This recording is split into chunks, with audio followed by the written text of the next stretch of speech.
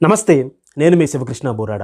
చెడు అలవాట్లను జయించడం ఎలా? ఈరోజు ఈ విషయం గురించి మనం మాట్లాడుకుందాం. అసలు అలవాటు అనేది ఎలా మొదలవుతుందంటే, మొట్టమొదటి ఏదైనా ఒక పనిని నిరంతరం గనక మనం చేస్తూ ఉంటే అది అలవాటుగా మారుతుంది. ఏదైనా కావచ్చు, మంచి అలవాటు కావచ్చు, చెడు అలవాటు కావచ్చు. మంచి అలవాటు ఏంటంటే మన జీవితాన్ని ఉన్నతంగా తీర్చిదిద్దితే, చెడు అలవాటు ఏంటంటే మనల్ని పూర్తిగా పతనం చేస్తుంది. మనిషి పెరిగే క్రమంలో వారు చుట్టుపక్కల ఉన్నటువంటి వాతావరణం కావచ్చు, వారు చూసేటువంటి అనేక విషయాలు కావచ్చు, వారిని బాగా ప్రభావితం చేస్తాయి.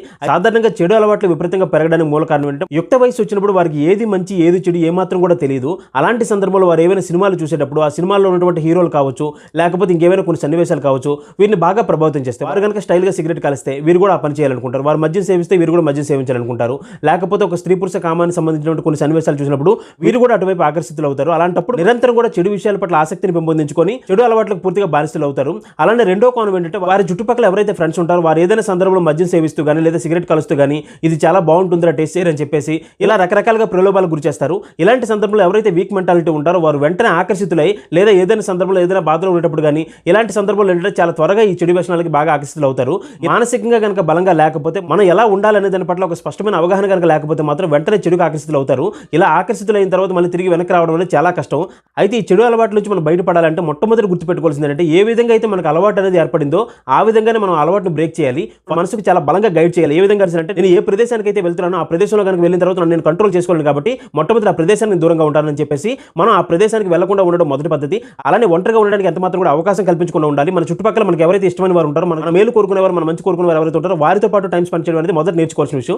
అలానే రెండో విషయం ఏంటంటే, ఏదైతే చెడు ఆలోచన మీ మనసులో మొదలవుతుందో అలాంటి సందర్భంలో ఏదో ఒక మంచి హ్యాబిట్ అనేది మళ్ళీ మీ మనసుకు అలవాటుగా మార్చాలి. అది అంత సాధారణమైన విషయం కూడా కాదు. మనం నిరంతరం ప్రాక్టీస్ చేస్తే మాత్రం ఖచ్చితంగా మన మనసును డైవర్ట్ చేయగలం. అలానే మూడో విషయం ఏంటంటే, మనం ఖచ్చితంగా మన మనసుకు ప్రతిరోజు కూడా గుర్తు చేస్తుండాలి. ఏంటంటే, ఒక్కసారి చెడు వ్యసనాలు కనుక అలవాటు పడితే శారీరకంగా, మానసికంగా, ఆర్థికంగా, అలానే కుటుంబ పరంగా ఎంత పతనం అవుతున్నాం, సమాజంలో ఎటువంటి విలువ లేకుండా, సమాజంలో ఎవరి సపోర్టు లేకుండా ఎలా ఒంటరి అవుతున్నాం అని చెప్పేసి చాలా స్పష్టంగా ప్రతిరోజు గుర్తు చేసుకోవాలి. ఇలా గుర్తు చేసుకుంటే కొద్ది రోజులకి ఏదో ఒక రోజున మన మనసు ఏంటంటే, ఇది చాలా తప్పు, ఈ వ్యసనాన్ని ఇక మీద నా దగ్గరికి రానివ్వని చెప్పి మన మనసే మనకు గైడ్ చేస్తుంది. అలానే మరో విషయం ఏంటంటే, మనం దైవ దీక్షలు తీసుకోవడం కొంతమంది చూస్తుంటారు. అంటే 42 రోజుల పాటు ఏదైనా దీక్ష తీసుకున్నారనుకోండి, వారికి ఎన్ని చెడు అలవాట్లు ఉన్నప్పటికీ కూడా ఆ సమయంలో ఎంత మాత్రం కూడా వాటి జోలికి వెళ్లకుండా వారు నిగ్రహించుకుంటారు. అంటే మనల్ని మనం నిగ్రహించుకోలేటువంటి సందర్భంలో దైవాన్ని నమ్ముకోవడం కానీ, లేకపోతే మన కుటుంబంలో ఇష్టమైనటువంటి వ్యక్తులు ఎవరైతే ఉంటారో వారిని ఎల్లప్పుడూ కూడా గుర్తు చేసుకుంటే ఆ చెడు అలవాటు నుంచి బయటపడడం అనేది చాలా మంది జీవితాల్లో మనం చూస్తుంటాం. కాబట్టి అలాంటి ప్రయత్నం కూడా చాలా మంచిదే.